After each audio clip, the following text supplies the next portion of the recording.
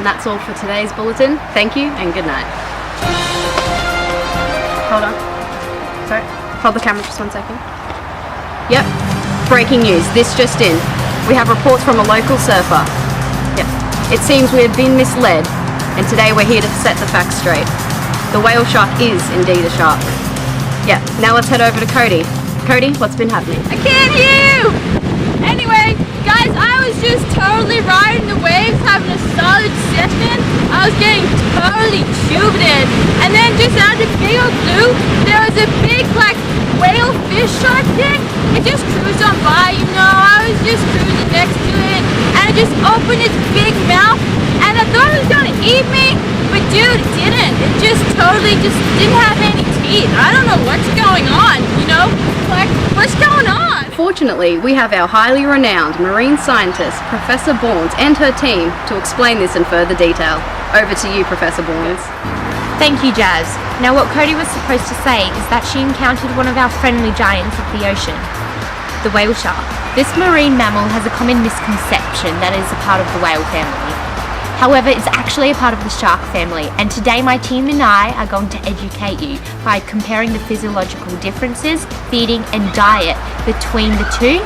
One, the gentle giant of the ocean, and the most fearsome predator, the great white shark. Both being giant sharks from the same phylum Chordata in class Chondrichthyes, they have completely different feeding mechanisms, behaviours and diet.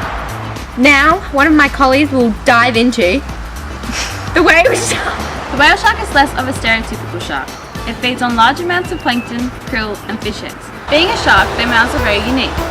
Their mouths are composed of 20 unique filtering pads that completely block the pharyngeal cavity.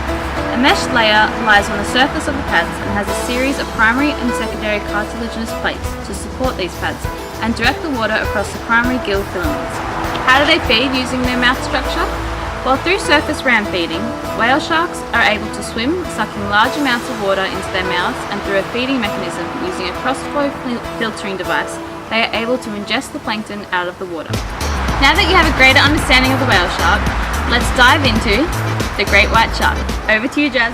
Great white sharks are apex predators. In fact, all manner of prey and unusual objects are often found inside a dead shark's stomach.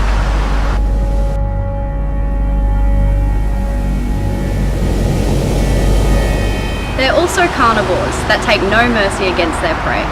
Great white sharks are capable of eating muscle and energy-dense animals because of their reversed, intermediate teeth, which allow them to puncture their prey. Great whites eat a diverse range of marine mammals, including pinnipeds, baleen whales, porpoises, and dolphins. The tooth shape alone reflects dietary preference and is often the primary predictor of feeding and behaviour in sharks. The arrangement of jaw muscles allows for rapid closure and maximum bite forces to be maintained across a wider range of gape angles. To capture their prey, sharks either ram, suction, bite, filter, or use a combination of these behaviours. While examining video footage and still images, tooth impressions indicate that the great white shark predatory attacks reveal that for both successful and unsuccessful attacks on prey, the Polaris breach was the most commonly used, whereas the surface lunge was second, closely followed by the lateral snap. In conclusion of what my colleagues have told you, I will now review the main points of what you have learned this evening.